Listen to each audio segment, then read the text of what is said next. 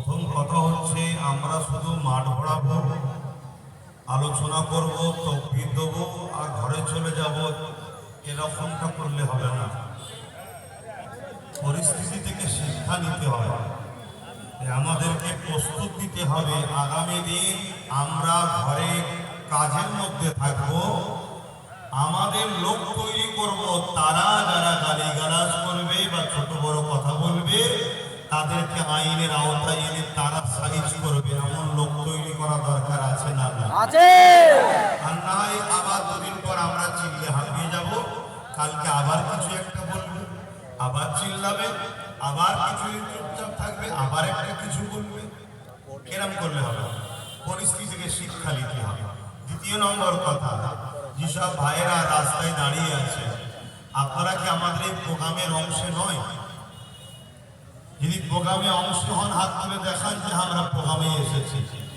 যারা রাস্তায় আছে, আপনারা আমাদের প্রোগ্রামে এসেছেন তো নাকি? হাত তোলেন, যদি এসে থাকেন, না এসে থাকেন হাত তুলতে হবে। এসেছেন তো? যে কটা হাত উঠেছে আমি এই কটাকে বলবো, কষ্ট হলে একটু এই ডান দিকে চলে আসে। এই যে কথা মানেন কি মানেন না, এটা একটা জানা দরকার। কারণ আগামী দিন যুদ্ধটা বিশাল ভয়ানক হবে, লড়াইটা বিশাল ভয়ানক হবে। আমি কাদের নিয়ে লড়তে নেমেছি এটাও তোমাকে দেখতে হবে।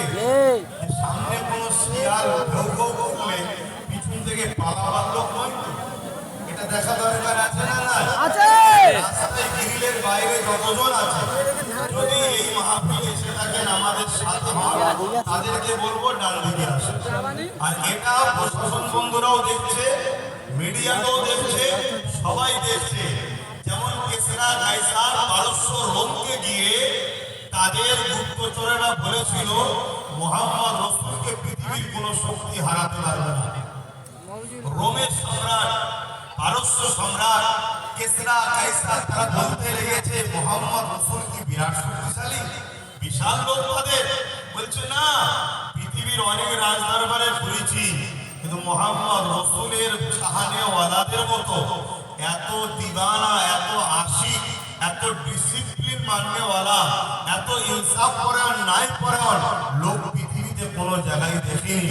এই মুহাম্মদ রাসূলের অনুসারীরা মুহাম্মদ রাসূলকে এত ভালোবাসে, তার জন্য আমরা অর্থের জন্য আমরা চাকরি করি।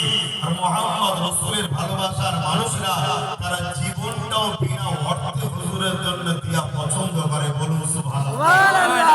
এই যে একটা আদর্শ, আজকে আমরা সেই নবীর বংশের আওলাদ এবং উলামা হিসেবে নবীর দ্বীনের এলেমের উত্তরসূরি। আজ যখন আমরা আপনাদেরকে বলবো